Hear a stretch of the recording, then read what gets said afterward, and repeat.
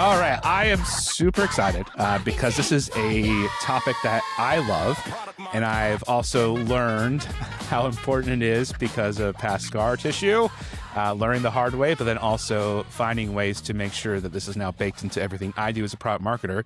It's the idea of internal communications and comms, especially when it relates to product launches. It's one of the most important things in my book, and I'm sure today's guest agrees with me. Let me see if I can get this right. Sushmita. You got it. Yes. Welcome. I'm excited to have you here because you've got some fantastic playbooks. You've done this across a multi-portfolio platform. It's a lot to juggle with one product, let alone multiple. Holy cow. And you're here to rock it. Thank you for being so generous and showing up and dropping some heat over the next 15 to 20 minutes. I'm very excited to be here. Yeah. All right. So most PMMs say that their biggest headache is keeping their own org aligned because it's not a surprise. You got so many moving parts, so much data, so many updates that aren't necessarily communicated properly or at all. Makes it a landmine of fun. But where does internal comms actually, in your point of view and your experience, where does that break down first? I think one of the things that happens with internal comms quite a bit in organizations is that it is the least structured part. So externally, you have a lot of clarity, right? You know who your audience is, you know what your narrative is, but internally, you have multiple teams and they have different needs and the information needs to be passed on to them at different timings. You don't want to get somebody in too late and surprise them. But at the same time, you don't want to get somebody in too early because then they're going to be like, hey, this is too much information and I don't even want to know about this right now. So I think one of the ways, a reframe of narrative that helps is to consider our internal teams also as customers. That's the role of a PMM, right? Like we are the voice of customers internally and we are the voice of our product externally. Yeah, I like to think of it as like almost like I'm running my own little coffee shop because that's my dream if I weren't in tech. But everyone has a different order. Everyone needs something different. Us marketers, we need a little more caffeine usually. We should not give the sales team more caffeine. So that's been my experience. But that brings up an important point in my head too. There's these different layers of like, who do we bring in and where? You have a really interesting way of framing and approaching this. It's, distinguishing whether or not it's a launch or a release. Mm-hmm. You handle those a little bit differently. Tell me about that. So the difference really between a launch and a release is the impact that it's going to have as well as the intent. So a release is when you are shipping something, right? Whether it is a feature. But with a launch, this is when you're very intentionally going to market. And it is generally something that is going to change the way that the customers work with you. So the way that I look at it is every launch includes releases, but every release doesn't earn a launch. And that really determines how you end up talking internally with your various stakeholders. I know in some organizations, I've seen them do tiered approaches as well. And that actually is a great way to look at this because tier one, this is when, we're going to change the game launch. This is where you want to give like everything to your communication. Tier two, important enough that, you want to bring your internal teams with it. But tier three, tier four, where, it's mostly bug fixes. And I know I am simplifying the importance of tier 3 and tier 4 launches here, but some of them customers can find out about that and the internal teams don't need to be brought in. Yeah, you're making me rethink the structure I've always used, which is tier 1, 2, 3. And I've always found that just simply outlining, hey, tier 1 changes the game. It's something, we're bringing something brand new that the market in our competitive space hasn't seen. Tier 2 is like, hey, kind of like a standard product release, right? Or a feature release. And then tier 3 and beyond is those bug fixes, right? But I think there's more nuance, which is really interesting to now challenge how I've always approached it and to make some nuances, which is good. This is why we're having this conversation. as you're thinking about this plan launch, right? You're describing to me a product marketing typically sits between, product team, sales, CS, leadership, and probably a million other stakeholders too at some point, depending how big of an organization you are. How does that change how you think about internal comms versus external messaging? Mm, yeah. So I like one of the ways that I like to think about the role of a PMM is the role like you're essentially an orchestrator that is bringing all of these different teams with different messages that are delivered at different times, and you're bringing all of these teams together to be able to tell the same story to the eventual customer. So, for instance, a lot of the times people think an internal communication is just give them updates about what is going on, but it is so much more, right? Um, for instance, the product team wants to make sure that we are representing what they built in the best way possible. The sales team needs to understand how to take it to market.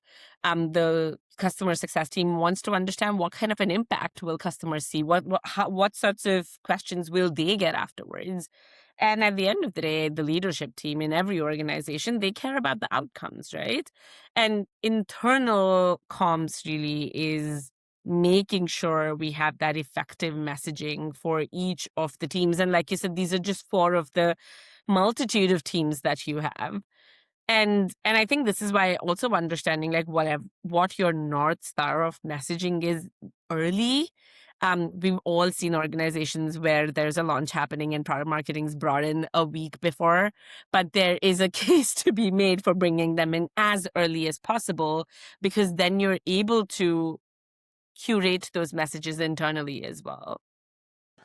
Yeah, it's such a great point too. You kind of hinted at it. It's almost like you need to build a persona map for your internal stakeholders to understand what they care about, right? The executive stakeholder is going to have a much more different approach to the metrics overall and the view as to the product team, where the product team a lot of times want to make sure that, hey, the things that they're creating is actually making to market. There's a sense of pride and they want to see that do well, right? And do well is ambiguous here on purpose. Yeah, Whereas the sales team just like, tell me how to talk about this, or tell me what I need to know so I can update my slide decks and not sell the wrong thing, right? yeah, And it's such a thing, a nuanced thing that I would argue more senior PMMs have learned over the course of learning the hard way. If you're a newer PMM, like please learn from our mistakes and avoid that altogether. Now, the coolest thing about this, you obviously have a passion for doing this, and you've done this a lot. But you have a communications checkpoint kind of framework, right? yeah. And it's structured, which is cool. It's time based. It's also bringing in and looping in and phasing in teams as they need to. Like, tell me about what you do and how you've kind of refined that over time. Yeah. Yeah. So, and this is best case scenario. If everything works out, this would be so amazing to follow. And a lot of the times it does, especially once you've done it quite repeatedly. So 6 to 8 weeks out is when I like to meet with the product teams. And the development teams. This is a good time to really understand what is being built and to understand, like what's changing, or like how is the customer's day to day going to change as a result of what is going to market, and what sorts of questions may come up. So that alignment, I think, is extremely important. 3 to 4 weeks out, that's when I want to get the messaging out. I want to get the launch brief done. And this is a good time to also bring in the marketing team and give them an update about the way that you want to go to market for this. So it's giving them a lot of leeway as well. About 2 weeks out is when I want to start talking to the sales teams and all the other customer facing teams, like the customer success team. And this is where you want to do training. And I know there's so much that can be spoken about enablement, but this is a big place for that. Also, during launch, this is, for instance, like a really important place for us to get organization-wide visibility for all of the teams that have participated in it. That human side of so much hard work goes in. You can have structures and you can have all of these rules, but like bringing in that human side, I think, like, because it is a moment of pride. It's gone live, it has happened. And post launch, one of the things that we do is we try and get feedback And that is where we're trying to figure out, okay, so is something in the messaging not working? Is something in the way that we are telling our story needs to be tweaked? So one of the things that I've realized having done this across multiple products for a long time is really there is no perfection, is that you just need repeatability. And this repeatability also within the teams gives them a little bit of structure because they know what to look forward to. And sometimes actually what I've done is in terms of, how to help myself, um, and maybe I'm jumping here a little bit, but here's like an example that comes to mind is because I know like these are the dates by when I need to get it done. I work backward from the release date. And for each launch, I'm writing down, okay, so if this is when the launch is happening, when do I want the sales training to be there? When do I want my messaging doc done? When do I want my internal alignment with all of the teams done? And honestly, just seeing that little calendar view of all the things that need to be done gives you a lot of clarity. So you're almost managing 2 launches, really, Yeah. at the end of the day. Now, interestingly enough, a lot of people seem like, hey, do I do this in Slack channels? Do I do this in email? Email gets lost, it seems like, and you get the excuse of, oh, I didn't see it, right? So, like, what does that look like for your communication channel mix? Like, do you have a cadence that goes along with these plans, or are you firing all cylinders? What does that look like? So we have something called a release readiness call. And this is where we have almost all the teams, apart from the sales team, that are a part of it. And we're a part of it from almost 3 months out.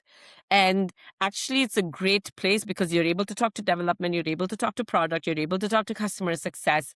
So we're all on the same page. With the sales channel specifically, we're an enterprise organization and we use Microsoft. So we have Teams and we have a separate channel. And that's where a lot of that conversation happens. Anytime there is something happening, there is a training coming up, that's where I make sure to communicate. I love that. And that's such a key thing for anyone listening. Create a specific Slack channel for releases. It is such a great thing because it keeps all the comms centralized. Everyone knows to go there.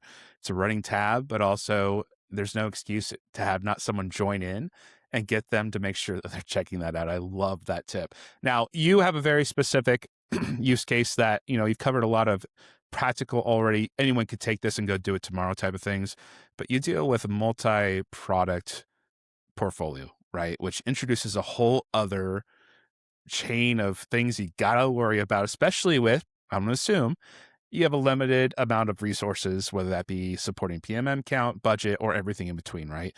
Um, how do you keep the process that you've established repeatable without you imploding in place from everything going on all at once? I think anybody that is a PMM definitely has a little bit of insanity. So I think it's just a part of the job. But at the same time, I think understanding, what kind of tiered launch it is and where it falls on that scale, I think is honestly one of the most important things to do for your own sanity, but also to understand what kind of repeatability framework you're able to bring in, right? So for a tier one, like the game changer launch we were talking about, that's where we go full communications. We want to make sure that there's alignment on messaging, there is training for the entire organization, there's a lot of visibility. So that framework goes into motion.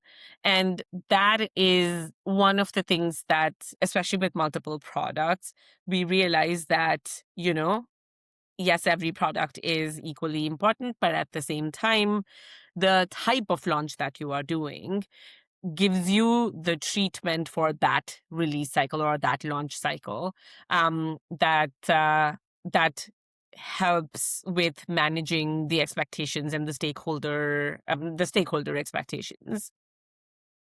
No, that's great. And then with that comes, I'm assuming y'all use a project management tool to Yes, some extent. What are you currently using? we're on Jira.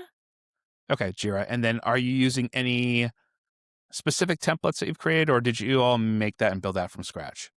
They've been built from scratch. Over the years and Over the years of years, trial and especially error. because our portfolio is really, really it's a very long standing portfolio with 30 years when it comes to some products. So one of the, when we're talking about multiple products, one of the things that comes in is we've grown a lot by acquisition. So every time a new product comes in, they have a different way they go to market. They have a different release cycle. So that's actually one of the things that also comes up with multi-product portfolios, is how the newer products are being brought into the same system. So we actually have like a person that is responsible for release readiness, and that is their job. And when you have a very extensive portfolio, it warrants a person, and this person is one of the most organized people I know. And so we've had these templates that have come from many different tools, but at the same time, what I've seen is, depending on, we're not shy about making changes to them if there is something new and better that comes in, but it's super customized. Yeah, that I've been a part of that kind of environment before, where we had 9 product lines and we had acquisitions. And that alone is enough to drive someone wild with trying to figure out what is what, especially with the data inconsistencies. Bless you. Okay. One last thing here, because you've given so much already. But what's one thing that a PMM can start doing tomorrow with their internal comms to make that next leap forward, to where someone's going to be like, internally, like, wow, that was really good. Keep doing that. I think one of the most important things to think about, and it took me a few product launches to realize this, is a product launch is not a moment. It's not the day that you launch. It is a timeline. It is a series of things that are happening, and everything is contributing towards the launch. So if I could give one piece of advice, I think that would be to start mapping down who you need to get involved and when you need to get involved. You could do it for one product. Just define the different stakeholders, define the timings you want to reach out to them, and use your release date and work backwards. Because once you've done that, there is a structure that you've built for yourself that can be replicated across multiple products. Work backwards is a PMM's best friend. Get a date, go backwards. That is such great advice. And I know a few people will share it with. Sushmita, this has been amazing. Thank you so much for being so generous, dropping in. You dropped so much good stuff in just maybe even 17 minutes. This is fantastic. But always thank you for taking the time to drop by and do your thing. Absolutely. Thank you for having me. Yeah. And if people want to find you, where's the best place to go right now? I think LinkedIn would be the best place. LinkedIn. Everyone is on LinkedIn. So I'll drop the link to the direct bio in the notes of the show.